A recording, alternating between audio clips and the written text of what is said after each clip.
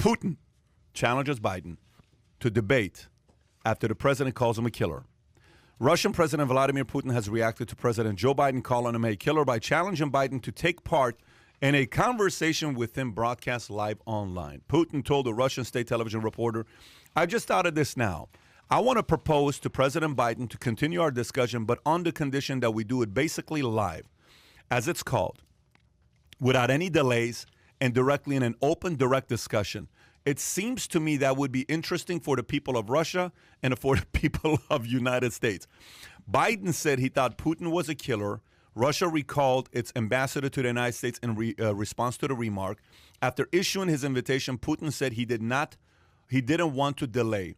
"I don't want to put this off for long. I want to go this weekend to relax a little so we could do it tomorrow or Monday. We are ready at any time convenient for the American side."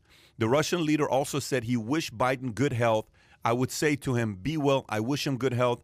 I say that without any irony, without any jokes." Adam. The truth is there was some irony and full-on jokes there with Putin. Look, there's two sides you can kind of look at this. There's the side that it's like, bro, what are you doing? Like, you don't put your shit out there and just like reveal your hand and completely disrespect a world leader. You kind of do it behind closed doors, or you have a little more diplomacy or tact. But then there's the other side that's like, let me just spit the truth and actually say what the truth is. Putin is a killer, whether it's on the micro level or the macro level. Micro, he's poisoning his dissidents or poisoning and speak out about him. He's former KGB. On a macro level, he's invaded other countries, Ukraine. What's the city in Ukraine that I'm thinking of, the main area in Ukraine that they're fighting about? Help me out here. I don't know. Not Kiev. What is it called? I don't know. The place in Ukraine. Yeah, Okay. Anyway, he's gone into Ukraine. He's done foreign affairs. So the point is, which direction do you want to go? Do you want to have diplomacy? Do you want to have tact? Or do you want to tell the truth? And for me, Biden has to have a balance of both. Am I completely turned off that he would say something like this? No. Do I completely agree that he went this direction and called out Putin on TV? Not as much. But what I do know is after the reality show President Donald Trump, a Putin-Biden argument, debate on TV would be reality TV of the highest magnitude.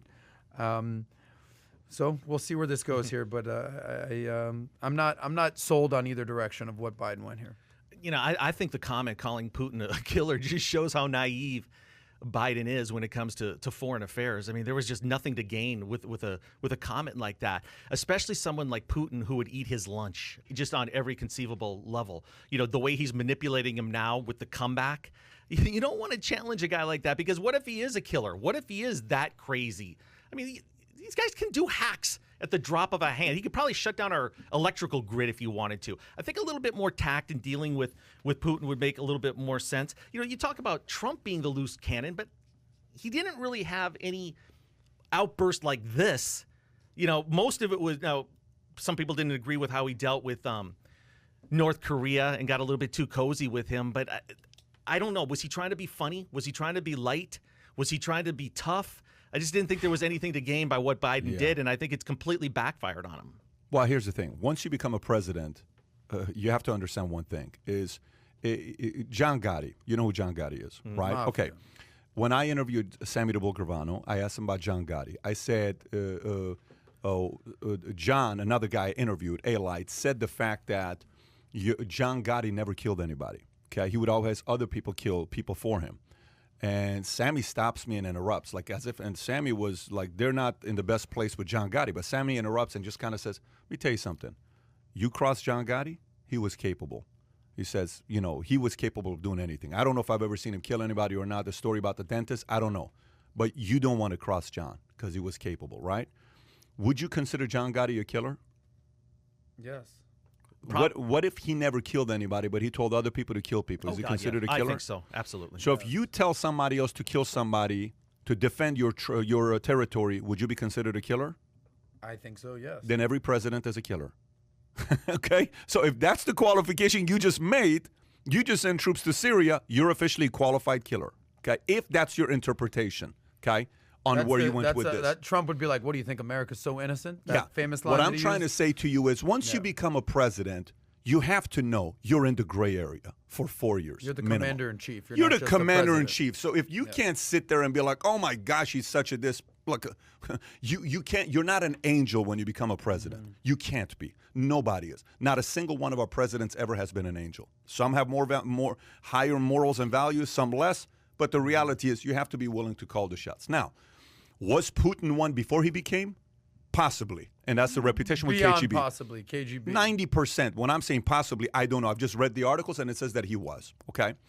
Do you think Putin's a killer?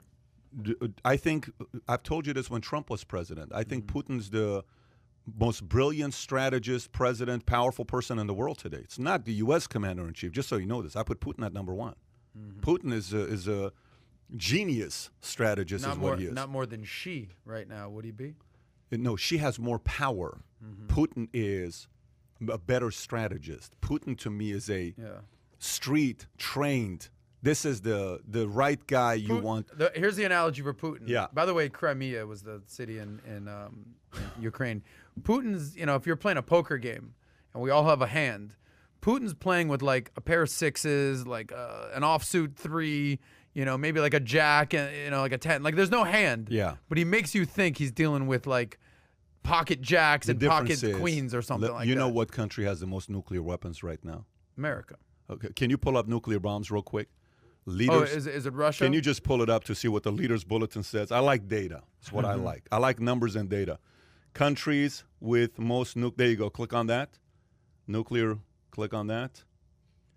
Put the list. Hopefully it's as updated as possible. Is there a way to go leaders' bulletin? Okay, Russia, right 6, there. Look. Go back up. It was go on the back top. up. Kai. Russia 6,375. U.S. 5,800. I think you don't want to screw with Russia. Okay, just so you know, China's only got 320. Let's face it. If Russia wanted to destroy the world and just leave an island called Russia, he could do it. But isn't one enough? Well, he would You be. need He would be. 6,000? They would be. You know how they say, like, why is American military so strong? Well,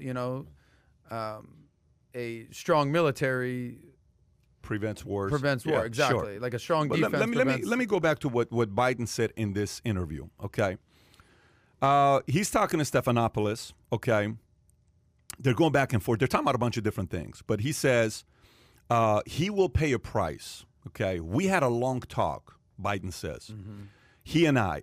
When I know him relatively well, and the conversation started off, I said, I know you, and you know me. If I establish this accord, then be prepared. Stephanopoulos says, so you know Vladimir Putin. You think he's a killer? I do. Okay, you'll see that Putin is going to pay.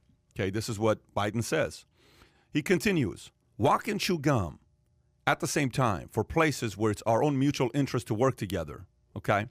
So he then says, I looked at him in the eyes and says, I know who you are. Okay? What do you mean, I know who you are? Like, I know who you are. So he's saying this about Putin, about a private conversation that he had with him. You tell me what other president, prime minister of another country will trust having a private conversation with Biden moving forward. So one, there's recording of you 10 years ago, 15 years ago, talking about if you don't fire that lawyer or that whoever it is, we're not going to give you the money. That's recorded. That's on video. Billions of people have seen that. You know which ones I'm talking about? You know which one I'm talking about where he's sitting there? So he said it. Who, Biden? Biden. When he says, if you Ukraine? don't... What is it? Yeah, the Ukraine where he He says, was going to cut him off. if you don't fire this person, we're going to cut you off. You're not going to get the money, right? So we know how this guy works, okay? So in this game, not only did Putin win, but America lost because officially no one in the world is going to trust talking to Biden off camera. The safest place to talk to Biden right now is only one place, with cameras on. And guess who's going to do it? Nobody. The only people that are going to do it is they'll talk to his administration. Here's the other part. Say you're an advisor. You're like Biden's James Baker. You're Biden's whoever. Just pick one of them, right? Karl Rove. You're Biden's any of those names. What do you think you're telling Biden? You know what I'm telling Biden? Bro, seriously, just kick back. You know what I mean? Let her do the talking. Let somebody else do the talking. Dude, nothing. And when you're walking up the stairs, we're going to turn off the camera. When you're going out there having any kind of questions, cut it short. we're going to see you have another meeting. We're going to keep telling everybody you got a meeting. Just don't do any of this publicity stunts. When a guy publicly calls you out to a meeting, it's like this. Say there's 1,000, high school, lunch, cafeteria, 100 kids are there. And you tell me, you know what? F you. I'm like, what? Oh, okay. Meet me behind the bungalows after school. Okay? Nice school. Yeah. Meet me behind the bungalows after school. And I said, okay. 100 kids just saw me. 3 o'clock comes. You're behind the bungalows.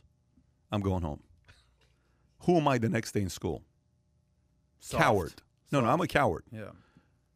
Putin called Biden to go behind the bungalow. Everybody went to the bungalow looking forward to Putin, to see Biden there. What do you think are the chances of Biden saying yes to Putin?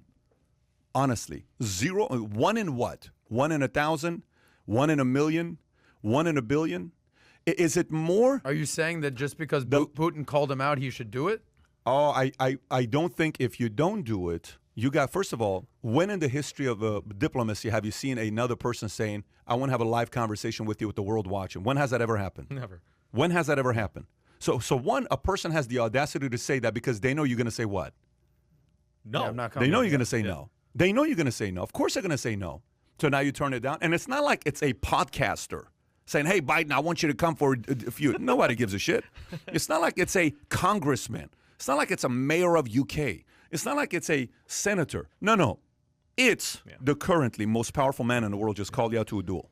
I got a big problem with it, to be honest with you, because you've got to know what your audience is and who you're talking about. Can you imagine the level of training that Vladimir Putin has had as the head of the KGB? Can you imagine the negotiating skills, the mental games that he can play with people? He's toying with Biden right now. And for him, it just shows a naivete that's a little bit troubling to me in the first couple months that he's doing this. The other thing he said the other day that was troubling is he referred to Kamala Harris as President Harris. I mean, he's making a few stumbles and bumbles here that are it's playing into the narrative. Well, there's a joke there. I figured you'd segue. She is the president. Well, no, I'm saying it's playing into a narrative that a lot of people foresee happening, where this is segueing into, is he even capable of having these discussions? I think he thinks he can get away with some of this grandiose bravado, and it's going to slip off to the side. But, I mean, Putin just went right at him and just toyed with him on this. I think, as much as I do not think that Biden is a classic strategist or anything like that, there has to be a conscious effort to say, look, under Trump, he was clearly cozying up to Putin. I mean, whether you agree with Trump or don't agree with Trump, he would not call out Russia or Putin whatsoever. He was cozying up to dictators with Kim Jong-un. He was making enemies. How many wars did we have? Did you go to sleep ever worrying? How many wars did we have under Trump? This bad, terrible human being. How many wars did we have? How was diplomacy under Trump? How many wars did we have under Obama? No. How many wars did we have under Obama? One. Was ISIS a war? In Afghanistan? No, that happened under Bush. Every day you turned on the news, it was ISIS. You forgot? Like, how old are you? You're 40 years old. We're the same age. But that's... Every day we saw ISIS. How many times you heard ISIS during Trump? How many times you heard about people dying? All you heard about is protesting and riots. All you heard about is problems here. Look, if you watch my podcast, I got a lot of Trump people that can't stand me right now because of what I've said in the last few comments. But I'm consistent with my views on what I believe with this. But if you're going to give the argument of war, give the argument of... I didn't give the argument of war. You brought up war. No, but I'm just saying he was cozying up to dictators. Well, that's... Why do you, though? Why do you what? Why do you build those relationships? So you don't have wars. Okay. You don't make peace with your friends. You make peace with your enemies. In his book, Lincoln on Leadership, said the fastest way to eliminate an enemy is to what? Turn him into a friend. Okay. This is the greatest president of all time. There's some genius in it. Maybe he read that book. Maybe Biden needs to read that book. Maybe Biden needs to go buy Donald T. Phillips' book called Lincoln on Leadership and read one of the rules of Lincoln. Let's send him a copy. Yeah, let's send him a copy. Drop one off at the White House. Okay. So all this stuff you're saying, listen, I'm not sitting here saying Trump is the GOAT and all this other stuff. No, at all. I'm not saying that. I'm not saying that at all. All I'm saying is, in this area, I have gone to sleep worried about war for 10 years of my life. Let's say 8 years of my life, because first 2 years you don't even know what it means. But 3 years old in Iran, you kind of know some shit's going down, right? When you go out there, your parents are explaining, that's what happened over there. It's not cool. scary. And that fear didn't go away for a long time as a kid. You're always like paranoid, right? When I got to the States, I went to the Army. You know, it went away a little bit, and then it's kind of gradually gone away because America 9/11 kind of brought back a little bit, saying this Things shit are can possible. get pretty bad. But I love the fact that we have a strong military and we are where we are. Okay, I love the fact that you don't wake up in the morning hearing about Osama bin Laden. You don't hear about ISIS, which that was an Obama thing, but you don't hear about ISIS. That went away under Trump fully. Qasem Soleimani, he should have never done that. What did you hear about Iran retaliating? Nothing. They were afraid of him. Now, Iran doesn't even want to sit down and have a conversation with Biden's people. Why? They would have never done that with Trump. So there are ways you have to know that a human being that may be the way that he was, you were safer during that time. Just telling you. So this approach here, you just pissed off the most powerful guy in the world. I'm telling you. And the worst kind of wars you want is proxy wars, and that guy's a genius at proxy wars. Genius at proxy wars. And not only pissed him off, offended him. I mean, I think the last thing you'd want to call Putin is a killer. I mean, literally. I mean, I think that's the one word that he would be most upset about and be planning, you know, some sort of response. This is me just throwing this out there. Yeah. Are we saying that we cannot piss off Putin at all? No, not at all. Or we can't say some shit to Putin? Or is that where we're at right now? Yeah, but what we was can't say you're a constructive freaking about what killer, he did bro. say? Bro, if you call somebody a killer, diplomacy's gone. Listen, Conor McGregor goes and does his shenanigans with who? Mayweather. Mayweather doesn't give a shit because Mayweather wants what? The payday. He got it, $300 million. Conor got what? $100 million. He tried to do the same thing with Khabib. Do you know what happened with that fight? He called that his religion. He called that his family. He called that. Do you know Khabib wasn't fighting Conor? He was defending his philosophies. And guess who was on Khabib's side? A guy named Putin. You know what he did to Conor? Do you know what he did after he beat Conor? He jumped over the cage, chased other people. His people got in. You don't call out certain people like that. Biden called out the person that's the most sensitive with words like this. You have to be very careful with that. Oh, you think Putin is sensitive about that? Not sensitive. Sensitive in a way where, like, you know, mom jokes in America, people tell mom jokes. Yeah, it's not Try a to big tell a deal. mom joke to an Armenian. Yeah. It doesn't sit well with an Armenian. I'm actually being very serious with you. Really? I don't like mom jokes. I will never tell mom jokes to you. You mean like those yo mama jokes? In my lifetime, I've never told a yo mama joke to We anybody. did it the other day here. I would never say it to you. I would never say it to Yeah. you. You can say You're it. saying there's certain lines you can cross with certain people. Dude, And there's you tell a yo mama joke to an Armenian, the Armenian has no clue what the hell you're talking about. He's like, what did you, like, I'm telling you, it's What'd very, you say about my mama? you can't say you can't tell an Okay. Armenian yo mama jokes, right? Now, an Americanized one may be a different story. You just crossed the line with a guy like this. So we're going to see what's going to happen. So if you enjoyed this little short segment from the podcast that we did, here's another short segment to watch. Or if you want to see the entire podcast, click over here. Take care, everybody. Bye-bye.